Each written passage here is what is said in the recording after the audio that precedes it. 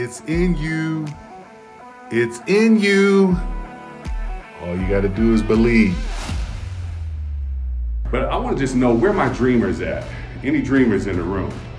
All right, we got quite a few that are in here. And I know you're the dreamers that give dreamers a good name. Because see, there are some dreamers that give dreamers a bad name. Because you've heard that term, oh, you're just a dreamer. You know, just a dreamer. And those are the ones that's all they do is they just dream. They don't put a plan into place for that dream. And then more importantly, they don't put action behind their belief and their planning. And you gotta have those three parts to be a true dreamer.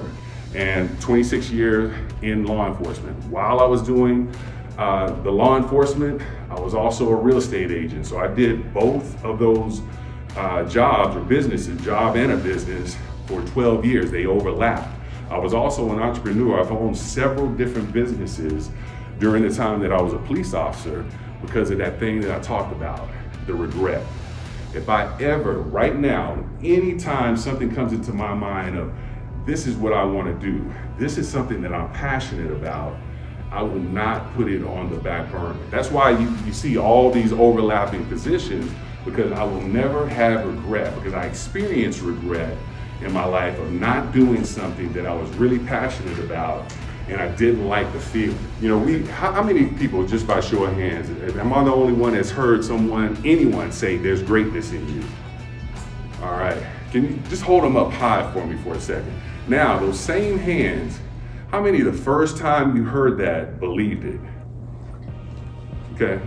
A couple of folks, but you know, most people, I can tell you for 2 years, I was following Les Brown, and 2 years I heard that and I did not believe it. And it was 2 years in that all of a sudden it stuck in my mind, and I started studying greatness and said, you know what, this guy moves me. That's greatness. And I guarantee you, each and every one of you had that inside of you yourself, and I'm gonna prove it to you. I want you to think about something, the odds.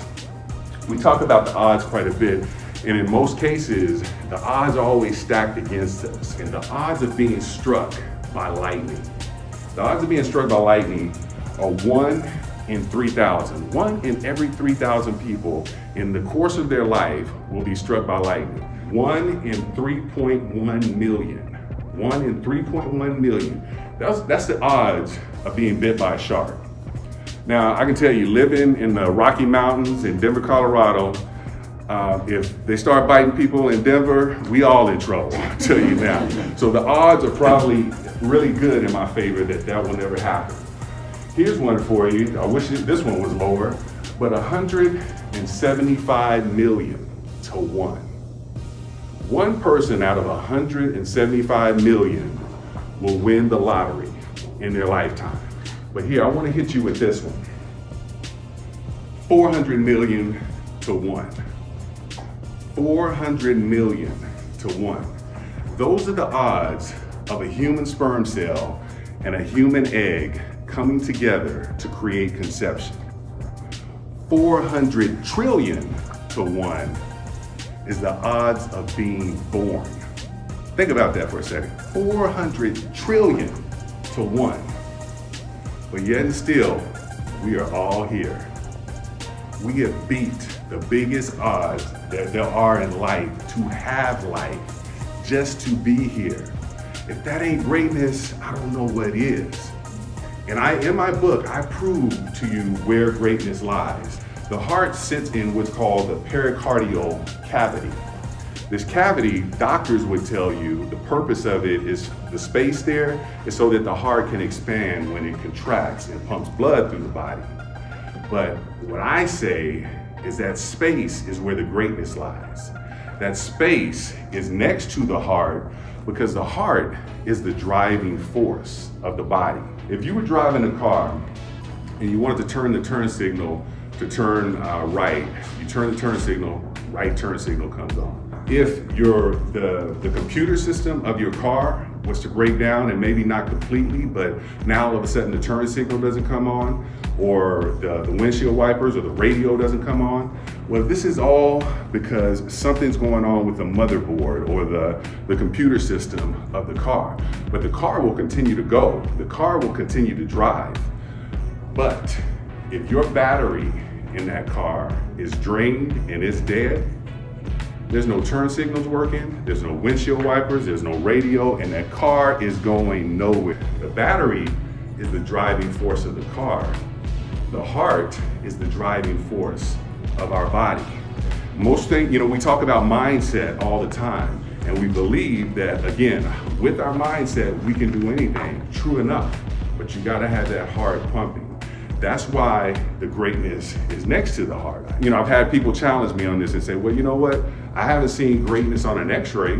I haven't seen greatness on an MRI. I see the heart, the lungs, and I explain to them, the biology is what you see of what man creates. But let me ask you this. Tell me the first time or ever that you looked at an x-ray or an MRI and you saw the soul and you saw the spirit. You don't see that there. All right, because that's not of man, that's of God. And the greatness is tied to that spirit. So when you understand where greatness comes from, and that we all have it in us, you can't help but believe in it. One of the things, we always say that, this person has a great spirit, or this person is my soulmate. So we all believe in having a soul and having a spirit, but we've never seen it. So why can't we believe in that greatness as well? We should believe in that greatness. I am greatness. I am greatness. I am going to win. I am going to inspire. You see, there's greatness in this room. There's greatness in this building. There is greatness in Houston, Texas. Why? Because there is greatness in you.